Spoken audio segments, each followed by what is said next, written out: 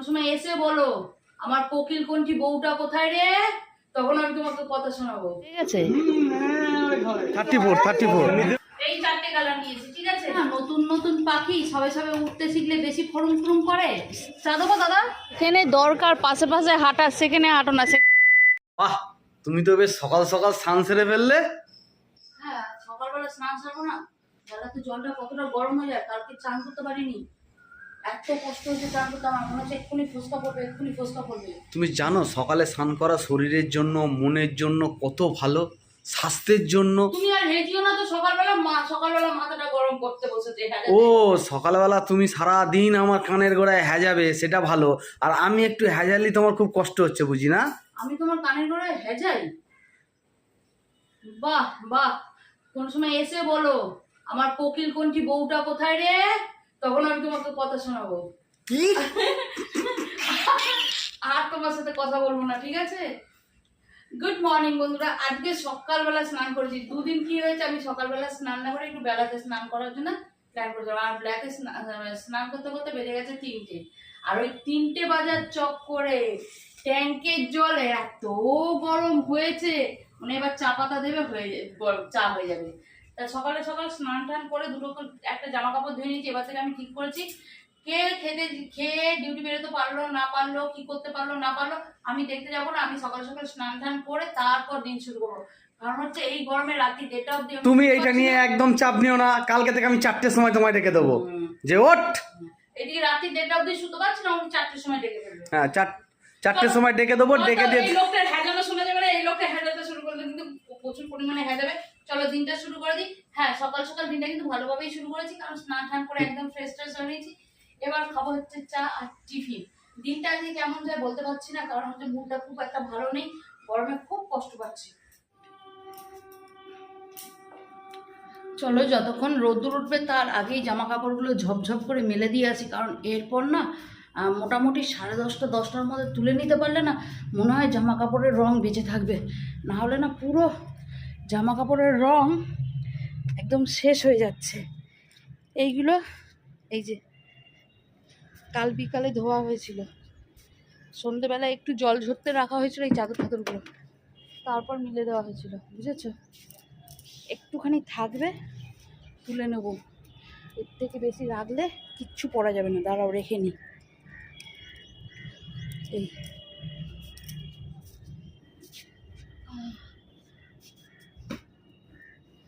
যত তাড়াতাড়ি সম্ভব তুলে নিতে হবে, পুরো একটা কিচ্ছু রং ঠং কিচ্ছু বেঁচে থাকবে না নাহলে।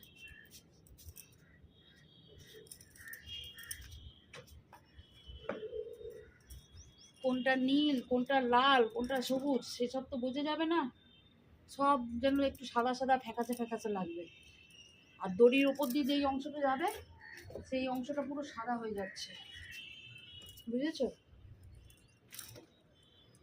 চলো, পা গরম হয়ে যাচ্ছে, এখনই পা গরম হয়ে যাচ্ছে। এখনো তো বেলার অনেকটা বাকি।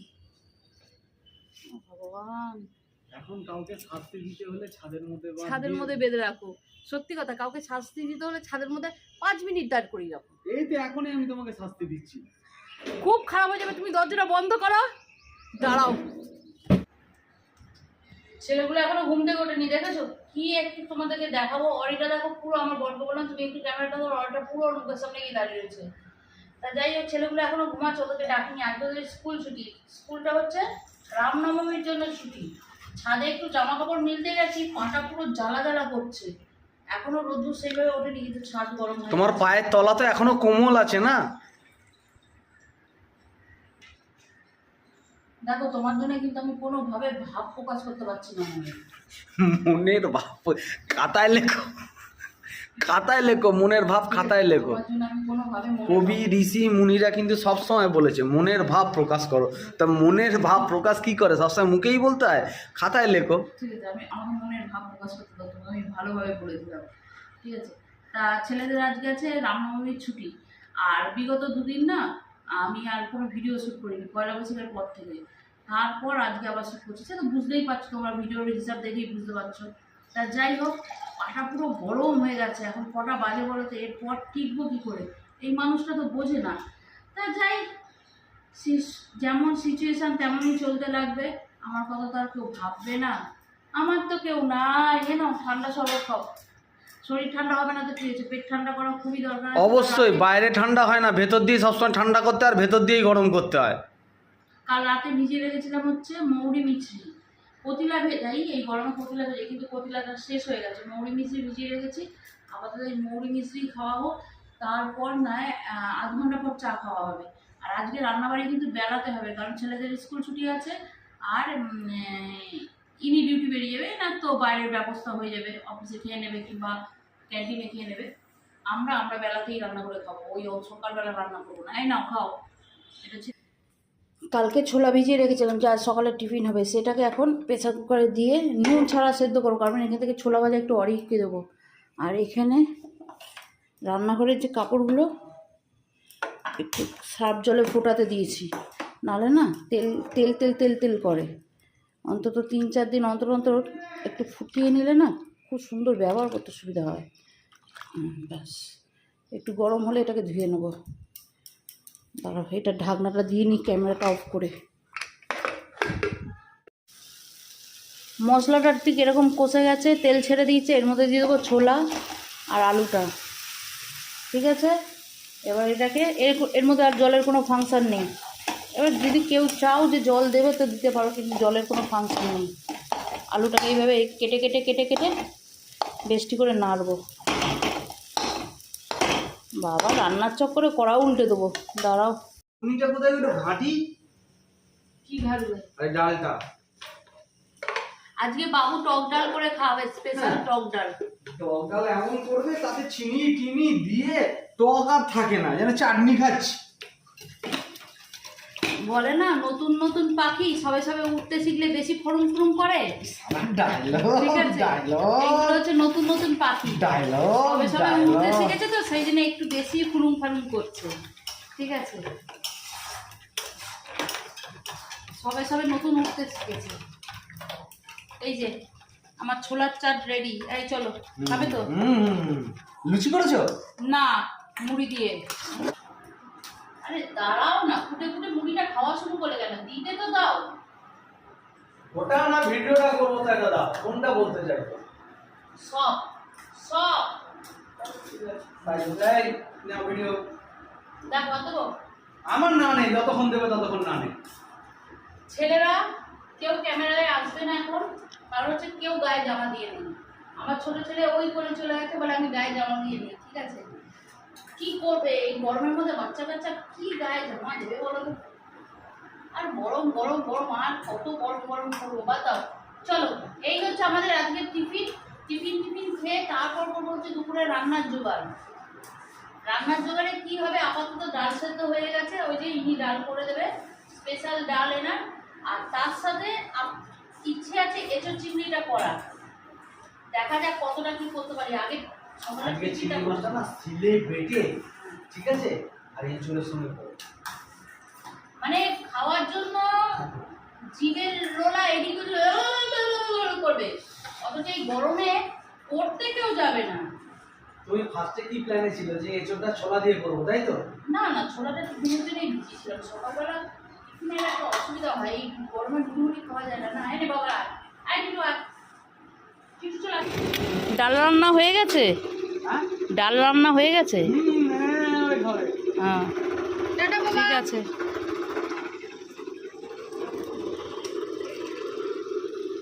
চলো, বরমশাই বেরিয়ে গেছে, এবার আমি বাকি রান্নাটা সারি। আর ছেলেদেরকে পাঠিয়েছি চুল কাটাতে, চুলগুলো ওদের খুবই খারাপ অবস্থা হয়েছে চুল কাটাতে। ঠিক আছে, আচ্ছা টিফিন টিফিন করে কিন্তু আমি 10-15 মিনিট বেস্ট করে রেস্ট নিয়ে নিয়েছি। মামা তুই ঘুমা। এখানে এঁচোড় আর আলু সেদ্ধ করেছি।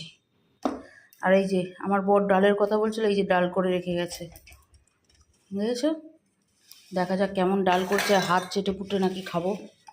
যাই হোক, এঁচোড়ের জন্য এখানে আদা, একটু রসুন, লঙ্কা, সব কিছু মাংসে যেই যা মশলা লাগে সব কিছু দিয়ে নিয়েছি। করবো চিংড়ি মাছ দিয়ে, তেল চড়িয়ে দিয়েছি।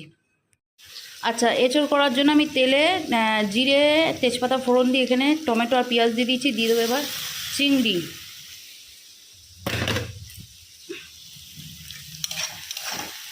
চিংড়িটাকে বেশি ভাজবো না, ভাজার কোনো দরকার নেই।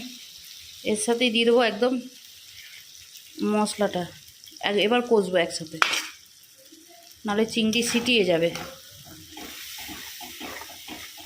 বেশি করে কষে নিয়ে একদম তারপর এঁচোড় দিয়ে কষবো, কারণ আলুটা তো ভেজে সরিয়েই রেখেছি। আগে এটা নেড়ে নিই একটু। চলো, চিংড়িটা আর মশলাটা কষে কষে গেছে, ধার দিয়ে তেল ছেড়ে আসছে, দিয়ে দেবো এঁচোড়। এর সাথে এবার কষিয়ে নাড়িয়ে চাড়িয়ে জল দিয়ে ফুটিয়ে নেবো, মিশে যাবে আমার এঁচোড় চিংড়ি। এখানে আমার এঁচোড় রেডি। আর চলো বাইরে দেখাচ্ছি। এইখানে দেখো, আমার বরটা কোনোভাবে যদি ডিউটি থেকে বাড়িতে থাকে ছুটিতে, কি নাটকটা হয় দেখা। এই যে নিজে জলের ভেতর ঢুকে বসে রয়েছে আর ছেলেগুলোকে দিয়ে জল তোলাচ্ছে, রিজার্ভার পরিষ্কার হচ্ছে। কোথায় ফেলছি জল? ফেলছি না, কালেক্ট করে রাখছি। এইভাবে জল কালেক্ট করা যায়? মোটর লাগালেই পাইপ দিয়ে ড্রেনে পড়ে যাবে। হ্যাঁ, কি নাটকটা চলছে বাপ! ভেতরে জল দিচ্ছে একজন এদিকে একজন এদিকে, এখানে জল ঢালছে। আর স্কুল ছুটি করতে না করবি, স্কুলে বুকে বলবি আর যেন ছুটি না দেয়। বিটু, এগুলো ইচ্ছে করে হচ্ছে। হ্যাঁ, রান্নাবাড়ি আমার হয়ে গেছে, খাওয়ার অপেক্ষা করছি। অন্য সময় যখন আমি কোনোভাবে 5-10 মিনিটও দেরি করবো তখন আমার দোষ হয়ে যায়, কিন্তু এখন যখন ওরা ওখানে ঢুকে বসে রয়েছে তখন আর এটা তো কোনো দোষের না। যখন কাজ করছি ওই বাড়ির লোক কাজ করতে এসেছিল, আমাদের বলছে দেখ কত ছোট ছোট ছোট ছোট বাচ্চা মিস্ত্রি কাজ করছে, আমার ছেলেটাকে দেখে বলেছে। সেই লজ্জাতে ও জামা কাপড় ছেড়ে আর কাজ করেনি বাবার সাথে। তা ওরও খিদে পেয়েছে, ও কি করছে, এই যে ঝুড়ি আলু ভাজার কৌটোটাকে শেষ করেছে। আর কই কোটা আছে? আমি তো এইটুকুনি বাবা ডালের সাথে আলু ভাজা যখন চাইবে তখন কৌটো দিস, ঠিক আছে? এবার জানি না কখন খাওয়া হবে, কিন্তু হ্যাঁ, যদি এই সময়ের মধ্যে খাওয়া হয় তবে তোমাদেরকে খাওয়া দেখাতে পারবো, নাহলে কিছুক্ষণ পর মেনুটা দেখিয়ে স্টপ করে দেবো, বুঝেছো? কাজ কত দূর হচ্ছে দেখি, চলো। এই যে লেবার দাদারা, কাজ কত দূর? আমার বড় ছেলে আমার জল দিয়ে নিচে অঙ্গবস্ত্র তৈরি করেছে। তোর বাপ কই রে? কি গো, খাওয়া দাওয়া হবে না? কাজ কত দূর? চা দেবো দাদা? হ্যালো, আপনার চা লাগবে? চা থাক, তোমার ভালো আমি কখনো চেয়েছি যে আজ চা দিয়ে ভালো করবো? এই আমার মোটা বলছে। চলো, কাজ বলছে প্রায় হয়ে গেছে, আর এখনো 8 ঘন্টা।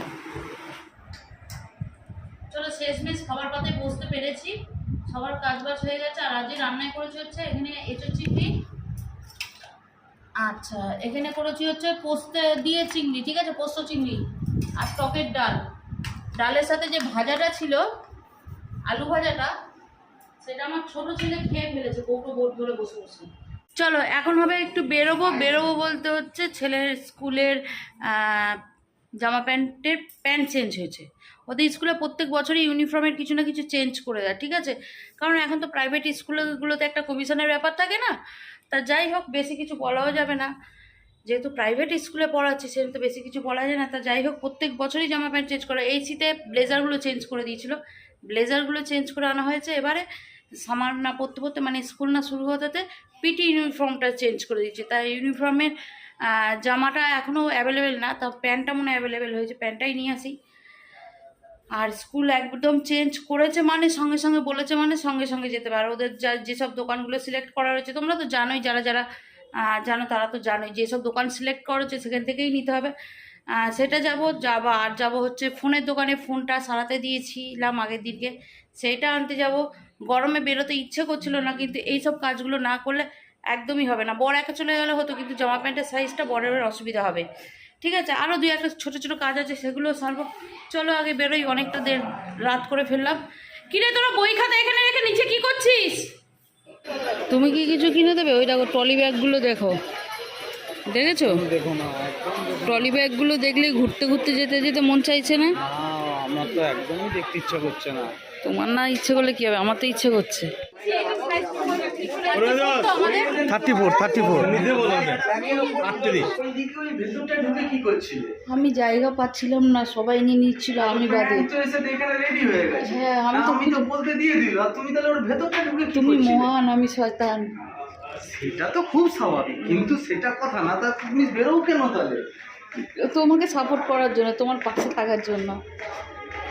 ওই জন্য সেবারে প্যান্ট জামা নিতে এসে, ইউনিফর্ম নিতে এসে সেই সন্ধ্যাবেলা বাড়ি গেছিলে, দুপুরবেলা এসে বাস হয়েছে, হয়েছে খুদ ধরা, খুদ ধরতে পারলে বাচ্চে।